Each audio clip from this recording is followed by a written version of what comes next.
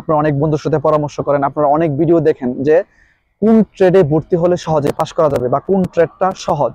Actually Bangladesh থেকে যে skill করে আপনি সিঙ্গাপুরে আসতেছেন, যে কোনো ট্রেডে আপনি পাস করলেন, ট্রেডটা কিন্তু গুরুত্বপূর্ণ বিষয় না। কারণ বাংলাদেশের ট্রেডটা হচ্ছে সিঙ্গাপুরে ঢোকার একটা প্রবেশপত্রের মতো। আপনি সিঙ্গাপুরে যে ভিসাটা পাবেন, এইটার জন্য একটা অনুমোদন পত্র। তো এই ক্ষেত্রে ট্রেডটা কোনো গুরুত্বপূর্ণ বিষয় না। আপনি যেই ট্রেডেই পাস করে আসেন না কেন, আপনি যে ওই কাজই পাবেন বা ওইটার উপর ভিসা প্রসেসিং হবে, ব্যাপারটা এরকম না।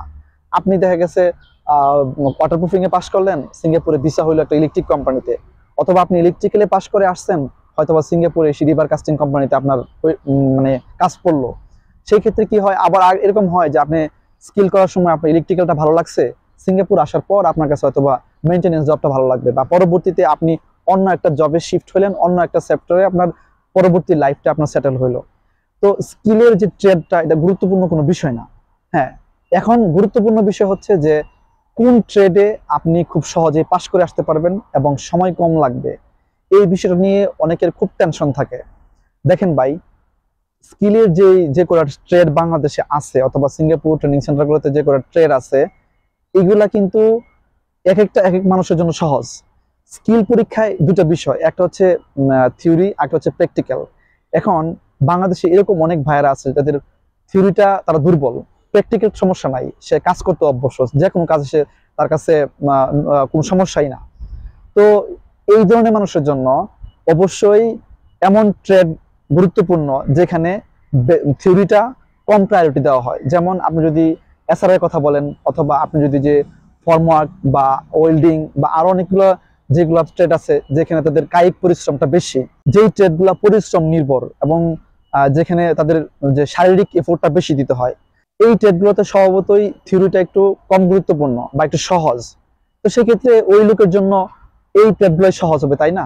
কিন্তু এমন যারা আছেন, যারা মোটামুটি উচ্চ মধ্যবিত্ত ফ্যামিলির সন্তান, অথবা লেখাপড়া মাত্র শেষ করছেন, এখন সিঙ্গাপুর আসতে যাচ্ছেন, যারা লাইফে কখনো চাকরি করেন নাই, কোনোদিন একটু পরিশ্রম করেন নাই, তাদের জন্য এরকম ট্রেড দেখা খুবই গুরুত্বপূর্ণ, যেখানে শারীরিক পরিশ্রমটা কম, হ্যাঁ, তাদের শারীরিক যে এফোর্টটা কম দিতে হয়, এবং যেখানে ওই ট্রেডগুলোতে দেখা যায় কি থিওরিটা একটু বেশি প্রায়োরিটি দেওয়া হয়।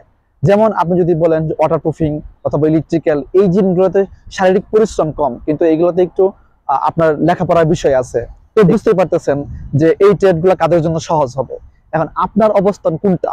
আপনি যদি মনে করেন যে আপনার থিওরিতে প্রবলেম হবে, আপনি প্র্যাকটিক্যাল আপনার জন্য কোনো সমস্যা নাই, যে কোনো কাজে আপনি পারবেন, সেক্ষেত্রে আপনি ওই যে শারীরিক পরিশ্রমের যে ট্রেডগুলো যেখানে আপনার বডি এফোর্ট দিতে হবে, ওগুলোতে ভর্তি হয়ে যান।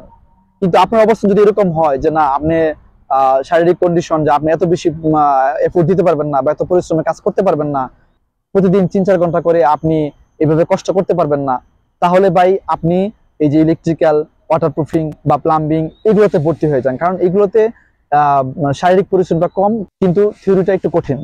তো পৃথিবীর প্রত্যেকটা জিনিসই ভাই স্থান কাল পাত্র ভেদে একটু ভিন্ন হয়। একই জিনিস আপনার জন্য সহজ, আমার জন্য কঠিন হবে।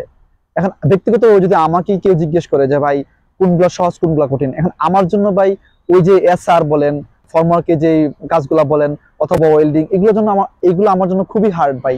কিন্তু আমার জন্য এই যে ওয়াটারপ্রুফিং বলেন, ইলেকট্রিক্যাল বলেন, এগুলো খুবই সহজ। তো ব্যক্তিগতভাবে আপনারা খুঁজে বের করার চেষ্টা করেন যে কোনটা আপনার জন্য সহজ হবে। এখন আপনি কিভাবে খুঁজে বের করবেন? এখন এটার জন্য কি সিঙ্গাপুরে আপনার বন্ধুদের সহযোগিতা নেবেন, তাদের সাথে যোগাযোগ করবেন, অথবা ইউটিউবের এই ভিডিওগুলো দেখে কি আপনাকে সিদ্ধান্ত নেবেন?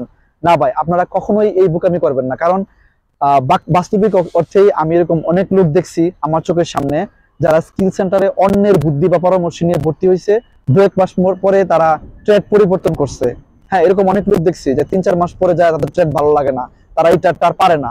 দেখা যায় তারা প্র্যাকটিক্যালি খুব ভালো, কিন্তু থিওরিতে পারতেছে না, অথবা থিওরিতে খুব ভালো, প্র্যাকটিক্যালে যায় তারা আর পারতেছে না। এরকম বহু লোক দেখছি, তারা 3-4 মাস 5-6 মাস লস করে ট্রেড পরিবর্তন করে টাকা পয়সা লস দিয়ে আবার একটা অন্য একটা ট্রেড নেয়। তো এখন আপনারা কি করবেন?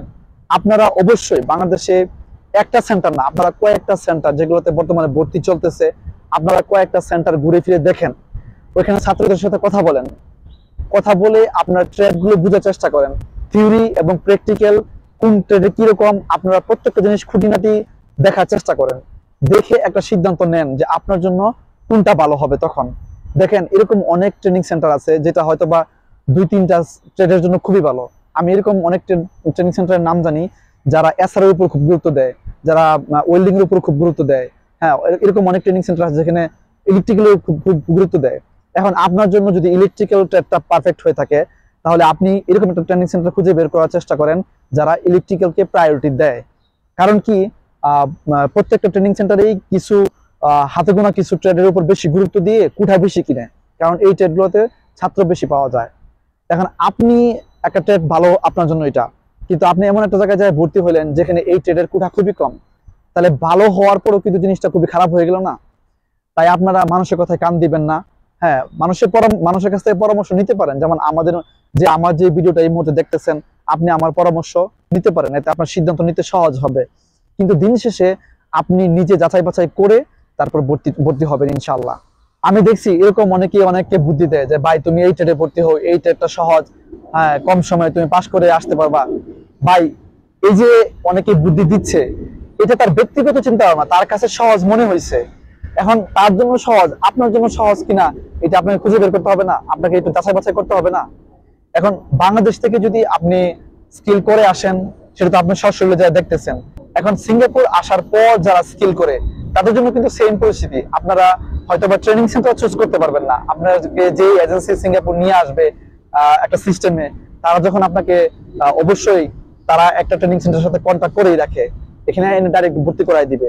তো এখানে আসার পরও আপনি দেখবেন যে আপনার জন্য আপনি বাংলাদেশ থেকে ওই সিদ্ধান্ত নিয়ে আসবেন যে আপনি কোন ট্রেড স্কিলটা করবেন। তো এখানে আসার পর দেখবেন যে আপনাকে যে ট্রেনিং সেন্টারে তারা ভর্তি করছে, এই ট্রেনিং সেন্টারে আপনার যেটা ভালো লাগে ওই ট্রেডটা আছে কিনা, আপনি এজেন্সি কে বলবেন যে আমি এই ট্রেডে পরীক্ষা দিব। তো ভিডিওটা শেষ করতে চাই। ভিডিওর শেষে আমি একটা কথা খুব গুরুত্ব দিয়ে আপনাদেরকে বলতে চাই, আপনি যে কাজই করেন না কেন পৃথিবীতে, সেটা যে কোনো ধরনের কাজই হোক, আপনি অবশ্যই হ্যাঁ মানুষের বুদ্ধি পরামর্শ এবং তথ্য নেওয়ার পাশাপাশি আপনি আপনার মনের দিকে চিন্তা করবেন। আপনার মানসিকতা কি চায়, আপনার মনের সাথে কোনটা বেশি স্যুট করে, আপনার রুচিতে কোনটা চায়। হ্যাঁ, আপনি আপনার আবেগটা, আপনার প্যাশনটা কোনটাতে বেশি কাজ করে, আপনি আপনার মনের কথা শুনবেন। তো আজকের মতো এই পর্যন্তই। সবাই ভালো থাকুন, সুস্থ থাকুন, নিরাপদে থাকুন। ধন্যবাদ সবাইকে।